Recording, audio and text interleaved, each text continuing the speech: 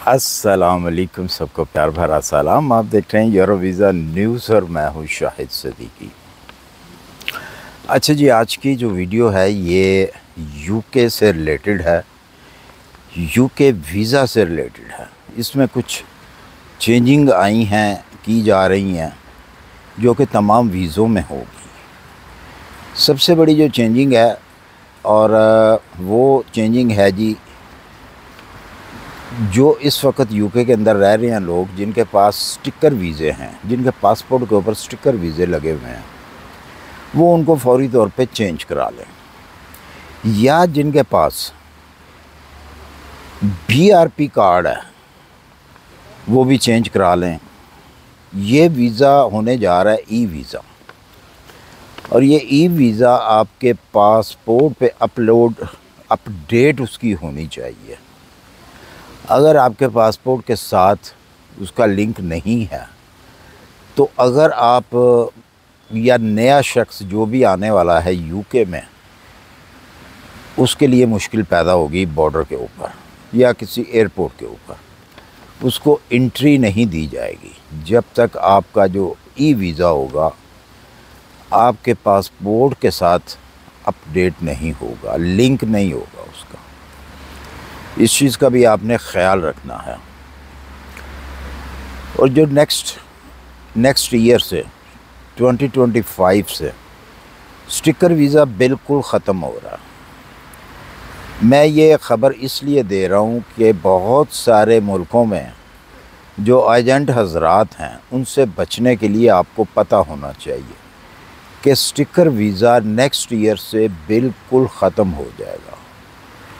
कोई sticker visa नहीं होगा, बेशक वो विज़िट वीज़ा है, स्पाउस वीज़ा है, वर्क वीज़ा, कोई भी वीज़ा, वो स्टिकर वीज़ा नहीं होगा। पासपोर्ट के ऊपर वो वीज़ा नहीं होगा, वो ई वीज़ा होगा, जो कि आपके पासपोर्ट के ऊपर उसका अपलोड होना बहुत ज़रूरी है।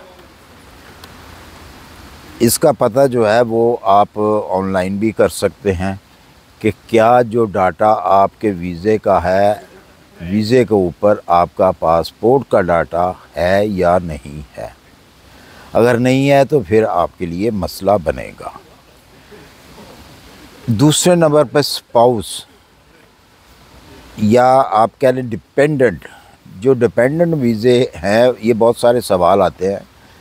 डिपेंडेंट वाले जो हैं वो कम से कम जिस मर्ज़ी तरीके से वो उनको 5 साल निकालने ही होंगे वहाँ पे, उसके बाद जाके वो इंडिपेंडेंट हो जाएंगे।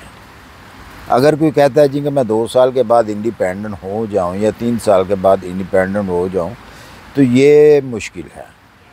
आपको 5 साल का अरसा जो है वो गुजारना होगा। और जिन लोगों के पास बीआरपी कार्ड है, स्टिकर वीज़े हैं, इस वक्त वो फौरी तौर पे होम ऑफिस से चेंज करा सकते हैं, बल्कि उनको मेलें भी आना शुरू हो जाएंगी या आ भी गई हों। तो वो देर ना करें, उसको आप फौरी तौर पे जो है वो आप चेंज कराएं जाके। और नए जो आने वाले हैं या नए विज़िट वीज़े वाले भी हैं, कोई भी हैं, जैसा कि मैंने कहा, तो उनको जो है वो ई वीज़ा ही जो है वो मिलेगा।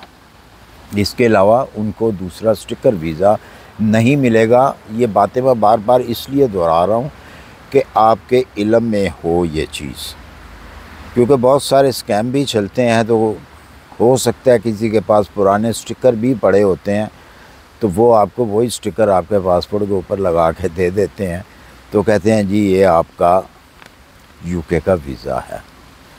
तो इसलिए आपने ज़रा होशियार रहना है इस चीज़ से कि ये ना हो कि आप पैसे दें और जनाब आपके पैसे जो हैं वो ज़ाया हो जाएं।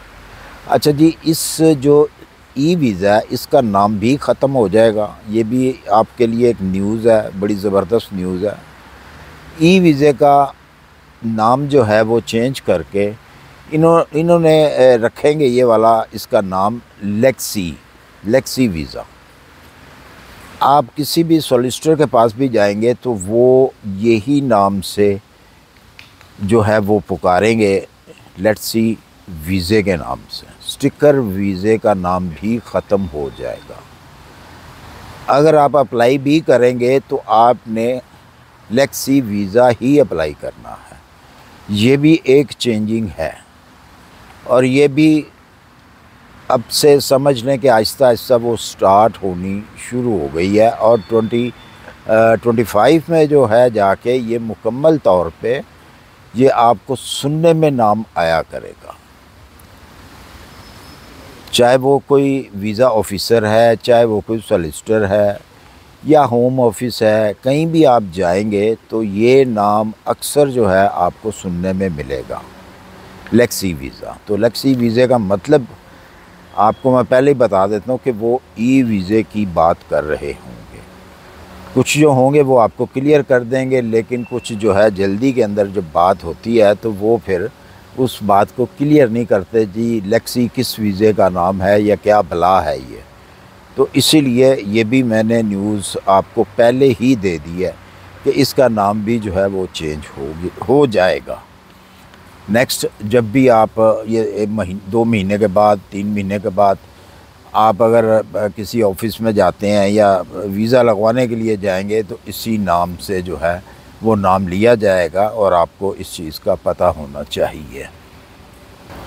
इसके साथ एक और न्यूज़ है जी, जो कि अफ़गानिस्तान के लिए, अफ़गानिस्तान के लोगों के लिए, क्योंकि बहुत सारी न्यूज़ें जो हैं आप सुनते हैं इंडिया के बारे में, पाकिस्तान के बारे में, बांग्लादेश के बारे में, लेकिन कभी अफ़गानिस्तान के बारे में आपने या कोई भी यूट्यूबर या कोई वीडियो बनाने वाला क्रिएटर वो नाम नहीं लेता अफ़गानिस्तान का, सिर्फ उन्हीं के लोग ही लेते हैं।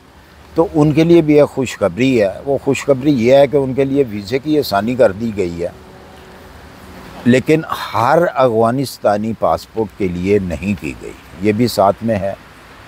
ये नरमी जो की जाएगी या की गई है ये उन लोगों के लिए है जिन लोगों ने ब्रिटिश आर्मी की हेल्प की जब वो अफ़गानिस्तान में थी, चाहे वो कोई रिपोर्टर था या कोई भी शख्स था, उसने अगर हेल्प की है ब्रिटिश आर्मी की तो उनके लिए वीज़े की आसानी, उसके ख़ानदान के लिए वीज़े की आसानी जो है वो की गई है। और वो भी ग़ालिबन अब वो ख़बर जो है मुझसे निकल गई है किसी तरीके से कि कुछ हज़ार लोगों को जो हैं वो वीज़े जो हैं वो इशू किए जाएंगे, लेकिन सिर्फ उन्हीं लोगों को जिनका मैंने नाम लिया है। किसी भी तरीके से अगर उन्होंने आर्मी की, ब्रिटिश आर्मी की हेल्प की है तो उनके लिए काफ़ी आसानी जो है वो गवर्नमेंट ने दी है। तो वो आप जो अफ़गानी भाई हैं वो गूगल से जाके इंफॉर्मेशन इस चीज़ की ले सकते हैं या यूके होम ऑफिस की वेबसाइट से जाके ये पूरी डिटेल जो है इसकी वो ले सकते हैं। तो मुझे उम्मीद है मेरी वीडियो पसंद आई होगी। पसंद आई इसे लाइक और सब्सक्राइब कर दीजिए। अपनी दुआओं में याद रखिए, अपना ख्याल रखिए। मिलते हैं इंशाल्लाह फिर किसी अच्छी सी इन्फॉर्मेशन के साथ। अल्लाह हाफिज़।